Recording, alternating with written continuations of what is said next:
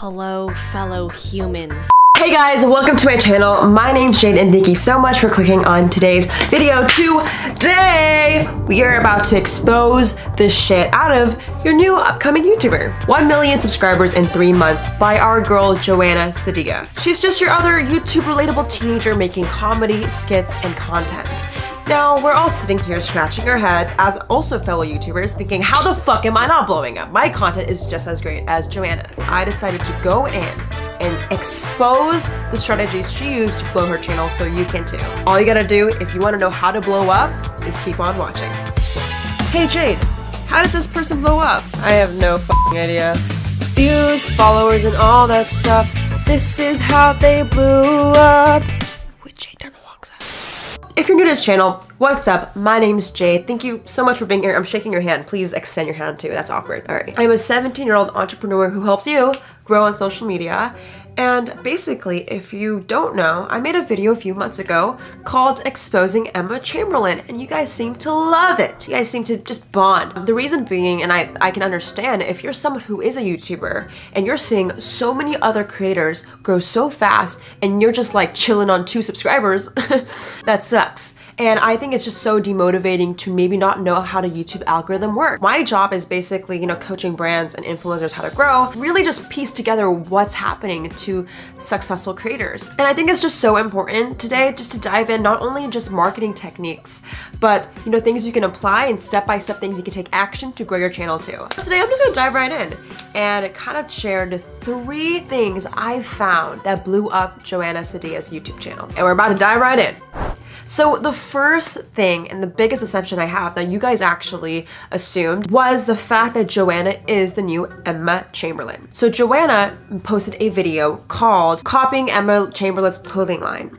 That video has over 4 million views. Now, when she posted that video, there's a couple things that make a YouTube video pop. Now, I know you're sitting in your chair like, what the fuck? I don't understand what you're saying, Jade. Please explain. In a lot of marketing, there's a lot of people searching a certain thing at a certain time. That's what search volume typically is. For example, if it's Halloween, people are gonna probably search for Halloween related things in the month of October.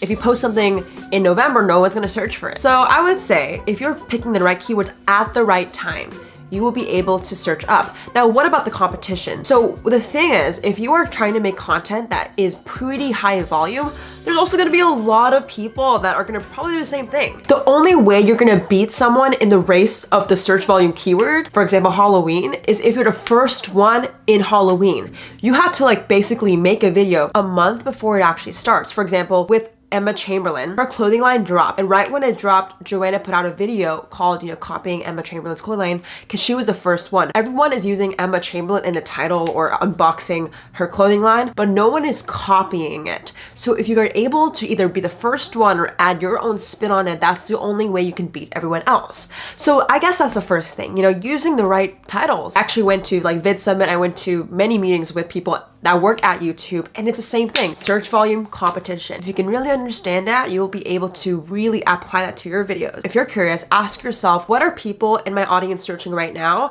And is there a lot of competition? If you know your answers, I would make a video about it. Once you do that, you're able to make content that's searchable and visible. So now we're gonna dive into step 2. Engagement. Do you ever go to school and you know these bitches at school that post a selfie and you comment something to hype them up OMG, you look so pretty, and they don't respond, they think they're just shit. I think it's frustrating as well if a creator does the same thing. I think being a YouTuber has so much to do by building a relationship with your audience. If you think you're the shit to not respond to your comments or at least notice them or say thank you or at least a fucking emoji, you're a piece of shit. And I understand once you get to a point where you're super big and scaling out, you can't message everyone, but just a few people, right? And I look and Joanna's sitting there, replying, hearting comments, being super engaged.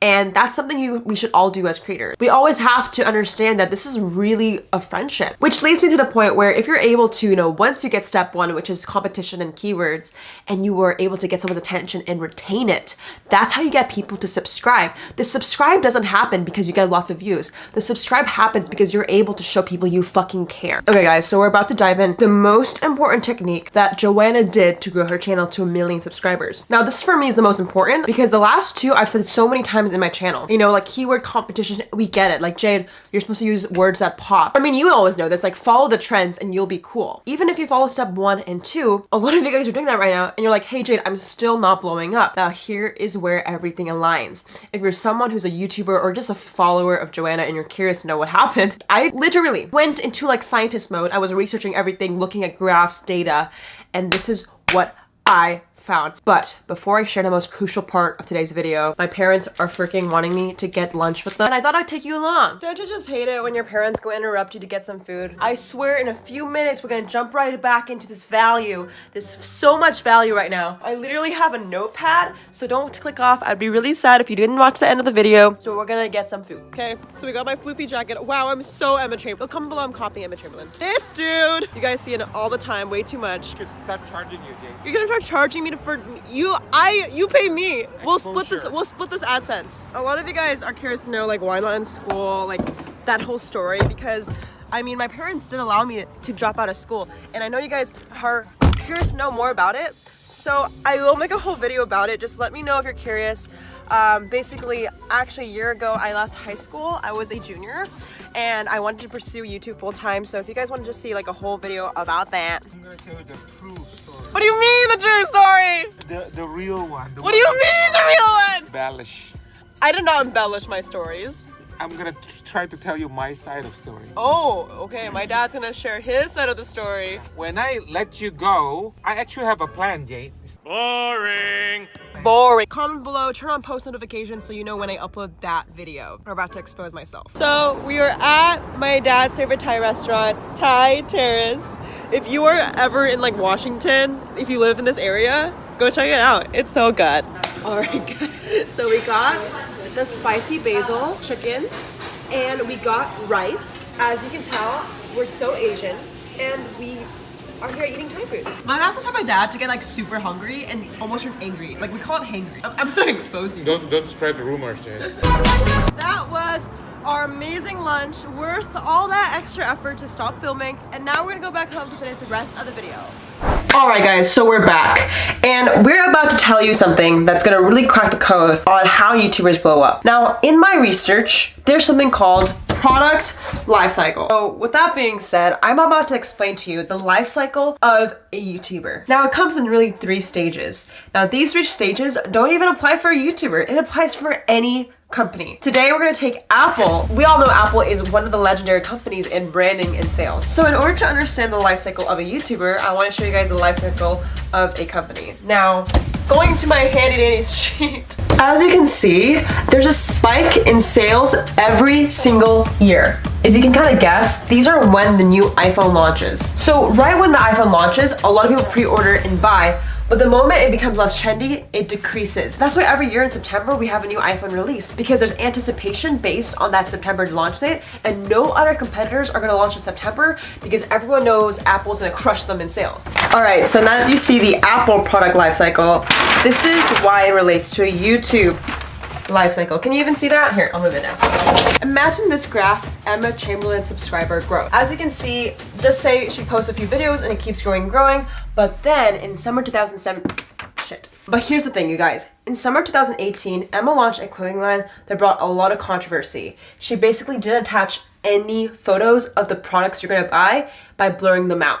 So that was really sketchy and a lot of people made videos backlashing the clothing line. So with that, as Emma Chamberlain's growth stabilized, it kind of looks like this. And when Joana uploaded was when it was going down. So Joana uploaded the video right here, right when there was a lot of controversy during the clothing line. By the way, everything here is rounded. I didn't really like calculate it by the hour, but as you can tell, timing took a huge part in upload. As you saw before, the first point I mentioned in regards to selecting keywords is all about timing. For example, one of my videos is called How to Grow on Instagram in 2018, but I made the video in 2017. One of the books I actually read called 22 Laws of Marketing, I'll link it below if you want to check it out, basically says if you can't be first in an industry, you gotta find a way to make yourself different. So if you can't be the first person to make vlogs, you have to find a way to be different. And so for example, if you're going to use a high popular keyword, make sure you're the first one. So Joana was the first one really copying the clothing line since it just came out. So that's why as everyone else started doing unboxing videos of her clothing line, you know, she was the first one. So that was the reason why the video blew up the fastest, because the YouTube algorithm always loves prioritizing videos that are first. It's just like in any market share, you gotta be the first to win. The life cycle of a YouTuber is very simple. You start, you scale, and then you stabilize. Now, if you're able to catch at the right time and upload on a keyword that's just about to blow up, but you're just hitting the right timing, that's gonna help you get your first viral video. So you guys, what does this mean for you?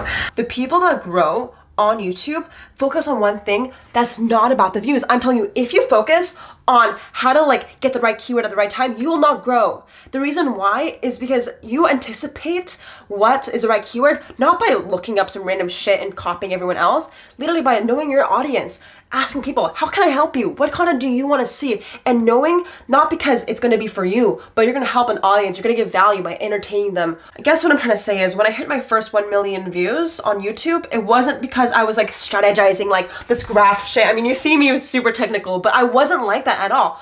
All I was thinking is about the audience, the consumer, you know, you guys, like, what do you want to see? And anticipating that rather than what can get me the most views. There's a huge difference, and I know most of you won't understand it. But please trust me. Try to think about the people that care about you, not about yourself, and you will always grow on social media. It's just a rule of thumb. Give value and they will reciprocate. Alright guys, so that was today's video. If you liked it, make sure you give this video a thumbs up and subscribe, okay? I'm about to make so many more videos about how I dropped out of school, how I pursued social media full time, and more videos just like how I blew up. So if you liked it, comment, and shout out to the comment winner. Shout out to the comment winner. Comment on this post to be featured in the next episode. If you want to be the next comment winner, go comment below your thoughts. I don't know if you like this video. I know technically it's not the most trendy. I mean, Joana has been here for a few weeks, so I hope you enjoyed. I'll catch you guys in the next one. Goodbye.